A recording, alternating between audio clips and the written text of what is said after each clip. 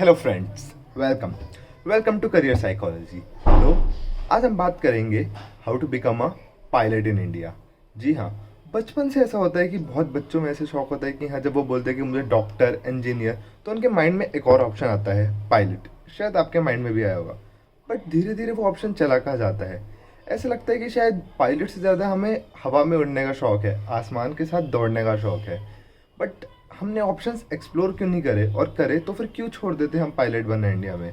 तो आज हम उन ऑप्शंस की बात करेंगे जो हमें हेल्प करते हैं as a option to pursue this career. तो उससे पहले दो जनरल फैक्ट शेयर करते हैं। जी हाँ, सबसे पहले अगर हम इंडिया की बात करें तो हमारी नेशनल एयरलाइन मानी जाती है एयर इंडिया।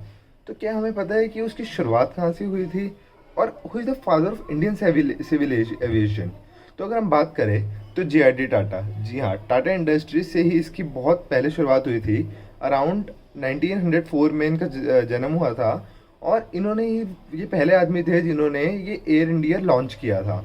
तो इनका बहुत बड़ा योगदान है हमारे इंडिया में एयरलाइंस के लाने के उसमें। और अगर दूसरी बात शेयर कर ले तो सरला ठकराल। जी हाँ, सरला ठकराल पहली इंडियन वुमेन थी जिन्होंने एविएशन में ज्वाइन करके उनको पायलट लाइसेंस मिला था और उन्हें फ्लाई किया था। 1936 में जब वो 21 ईयर्स की थी, तब उन्होंने जिप्सी मॉथ सोलो फ्लाई किया था, और तब उनकी 4 साल की बेटी भी थी। और अगर हम इंडस्ट्री को एस्टिमेट करें तो अभी 8,000 पायलट है। और अभी अगर आने वाले टाइम की बात करें तो डाटा शो करता है कि there is requirement of 17,000 additional pilots in next 10 years. और ये डिमांड सबसे ज़्यादा मिडल ईस्ट और चाइना में है।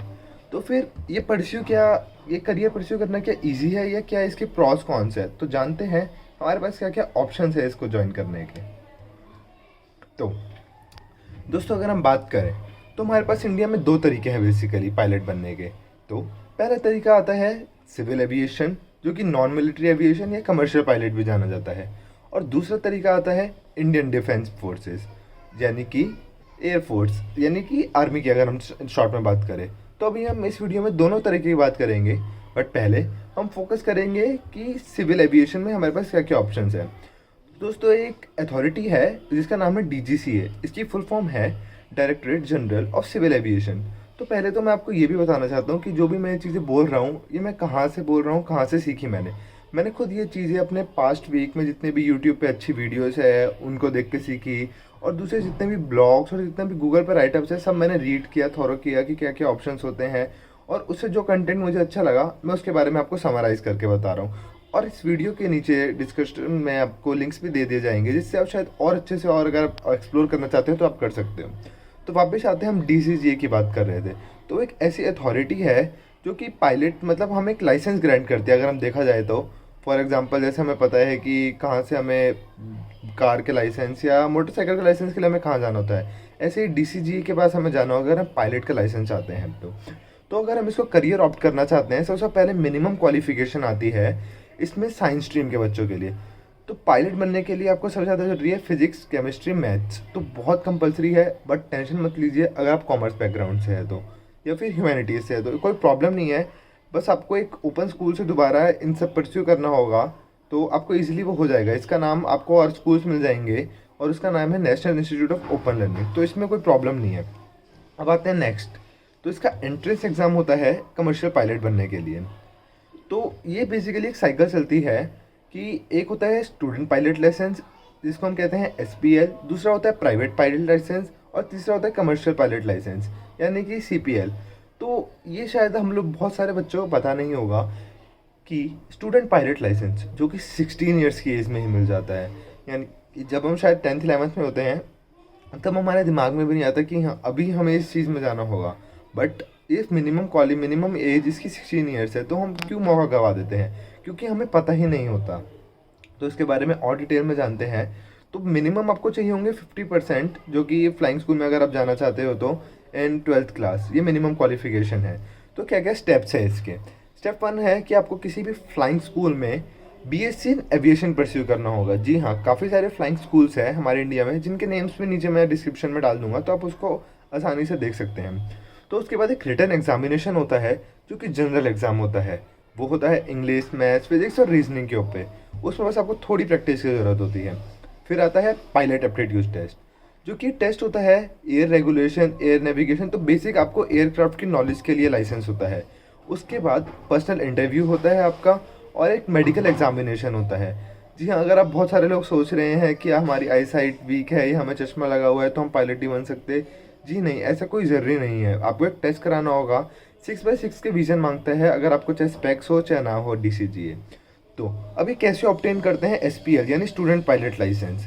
तो आपको कुछ नहीं करना, बस ये कंसिस्ट करता है ओरल टेस्ट जो कि एक चीफ इंस्ट्रक्टर स्कूल में लेता है, DCGA का रिप्रेजेंटेटिव होता है। फॉर एग्जांपल जैसे कि हम जानते हैं कि आपने शायद 12th में फिजिकल एजुकेशन पढ़ी होगी, तो एक बाहर से बस एक्सटर्नल आता है और वो हमें मार्क्स देता है। ये भी उस तरीके से ही काम करता है, कुछ ज़्यादा खास नहीं है। तो एक कोर्स कंप्लीट करने के लिए एक मिनिमम आवर्स की फ्लाइंग करनी होती है, वो है 250 आवर्स, जो कि कमर्शियल पायलट लाइसेंस आपको दिलवा देते हैं।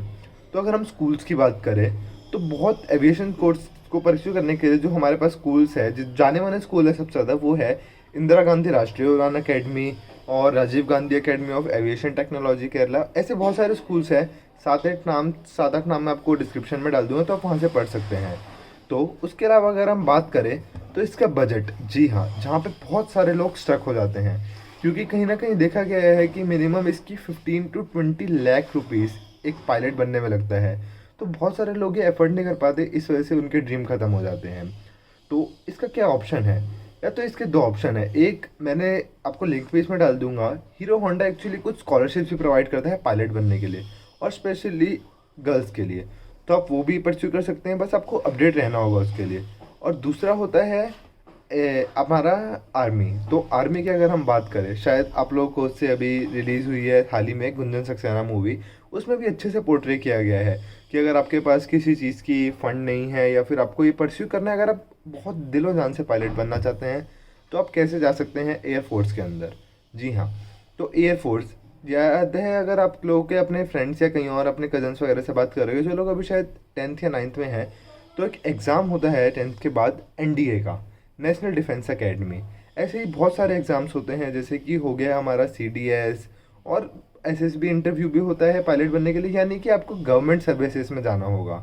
तो इसका क्या प्रोसीजर होता है उसके बारे में अब हम बात करते हैं।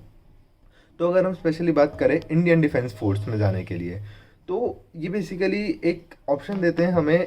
एक रिटन टेस्ट होता है, उसके बाद आपका एक इंटरव्यू होता है, उसके बाद एक मेडिकल टेस्ट, और आपकी फिर फिजिकल ट्रेनिंग होती है जाने के लिए। तो इसमें बेसिकली एग्ज़ाम्स की अगर हम बात करें तो एग्ज़ाम में आती हैं रीजनेबिलिटी, और इसके अलावा आ गया basic logical reasoning, maths. 10th class से कम की मैथ्स आती है, तो इसमें कोई घबराने की बात नहीं है। ये एग्ज़ाम मैंने भी दिया हुआ है NDA का। तो NDA की फुल फॉर्म जैसे मैंने बताई, नेशनल डिफेंस एकेडमी। तो आपको इसमें बस एग्ज़ाम देना होगा फ्लाइंग ब्रांच का पार्ट होने के लिए, और इसका एडमिशन प्रोसीजर होता है एक रिटन टेस्ट जो मैंने बताया, उसके बाद एक आपका SSB इंटरव्यू होगा, और फिर आपका पायलट एप्टीट्यूड टेस्ट होगा एक मेडिकल एग्जामिनेशन के साथ, जिसमें आपकी आई विज़न और आपकी हाइट और मिनिमम क्राइटेरिया को देखा जाएगा। तो उसके बाद होता है CDS का एग्ज़ाम, अगर आप ग्रेजुएशन के बाद ये कोर्स परस्यू करना चाहते हैं तो। और ऐसे ही इसमें भी सेम एलिमेंट्स फॉलो होते हैं, एक रिटन एग्जामिनेशन जो कि इंग्लिश, मैथ्स और जनरल नॉलेज के ऊपर होता है, उसके बाद एक इंटरव्यू, और फिर एप्टीट्यूड टेस्ट और मेडिकल एग्जामिनेशन। ऐसे ही इसके अलावा बहुत सारे और टेस्ट होते हैं। FCAT हो गया आपका एयरफोर्स में जाने के लिए।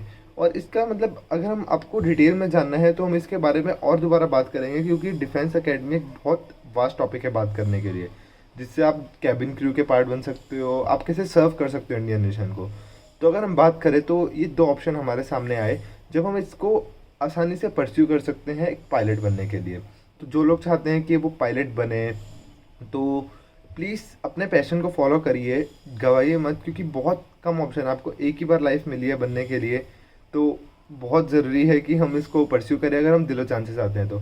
अगर आपको लग रहा है कि फंडिंग की प्रॉब्लम है तो आपको लोन भी मिल सकता है इजीली, बट आपको ये होना चाहिए कि आप इसको परस्यू करना चाहते हैं तो ही आगे आपको जॉब मिलेगी। बिकॉज ये नहीं है कि अगर आप इसमें पायलट में एंट्री कर दी तो फॉर श्योर जॉब मिलेगी। इट डिपेंड्स कि आप कितने पैशनेट हो, कितने हार्ड वर्किंग हो, और आप क्या चाहते हो अपने करियर के साथ। तो दोस्तों बेसिकली हमने बात करी आज कि इंडिया में कितने तरह के ऑप्शंस होते हैं पायलट बनने के लिए, और क्या ये इजी है, कौन सा ऑप्शन आपको सुटेबल लगता है, ये आपके लिए सही है। तो नीचे डिस्क्रिप्शन में हम लिंक्स दे देंगे, बाकी जो अच्छी वीडियोस है अगर आप उनको डिटेल में जानना चाहते हैं।